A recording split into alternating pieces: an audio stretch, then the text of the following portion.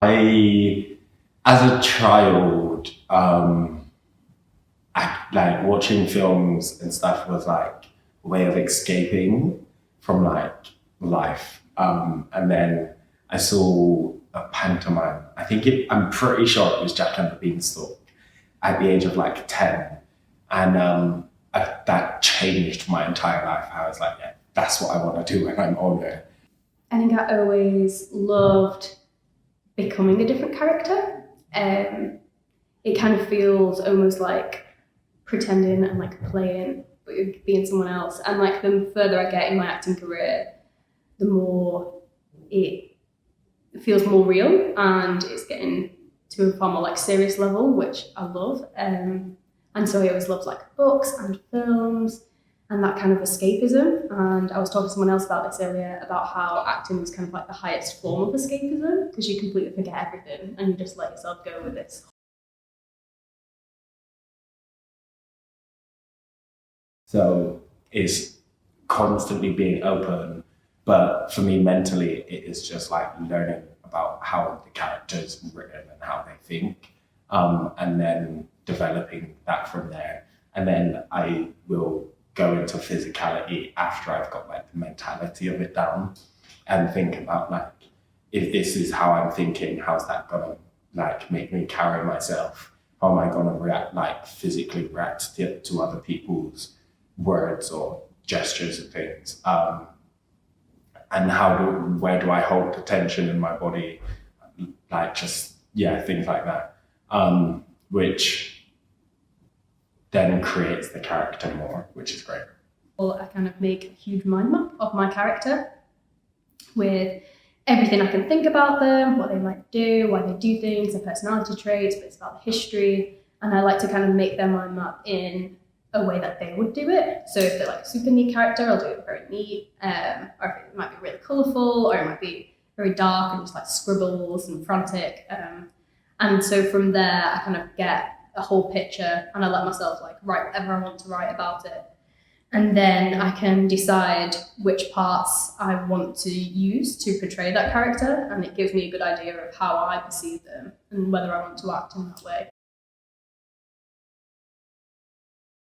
It depends on the characters, but a lot of the time, I think it starts out as just like, how similar is it to me, and how can I put like bits of myself in there, or how would I think in that situation?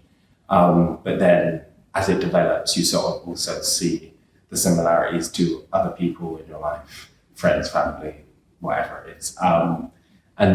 The character will develop into its own person, and then it sort of becomes a part of you. So it's like having an alter ego, which is weird because it's like it starts as one thing, goes through another stage, and then goes to like the final stage where it's like you, but it's not you. Yeah. It is always really useful to have maybe like a few people in your head to kind of pick up mannerisms of like a character and to get an idea of how you want to portray them. But then at kind of like a deeper level, you always have to draw on your own experiences to try and bring like a next level of like reality to that character. So you have to balance both. Every role I played, it's had an impact on me and how I view things. Especially because like some of the stuff I've done has been like a critical look at reality TV or at masculinity, or like is somewhat serious issues. So even though, yeah, there's all of like the fancy fun stuff that goes on top of it, there is like the underlying serious issues. So it just allows me to, or it changes how I see these things that we're talking about or that we're approaching. So yeah, I definitely think it's part of it. I mean, I think you hold on to the roles, especially if the project lasts quite a long time and it's been quite intense, or if the character you feel like a really strong connection to them, then they do stay with you. But I don't think it's necessarily like in a bad way. To me, it feels a bit like your favorite character in a book, and like the way you always hold on to like your favorite character it's kind of like you look on them like fondly, or they've taught you a new way to act or a new development in your career. So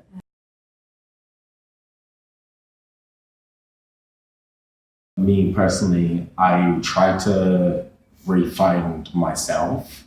The best way I can describe it is like, when you've just gone through like a really bad breakup and you're like, I need to refine myself because I spent so much of my time and my efforts with another person.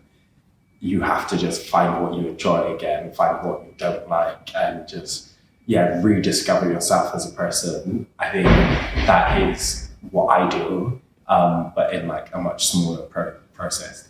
I find the best way is to just have a chat with someone, being me, because then you're conversing and interacting with someone as yourself, and then the other character kind of slips away and you come back into yourself.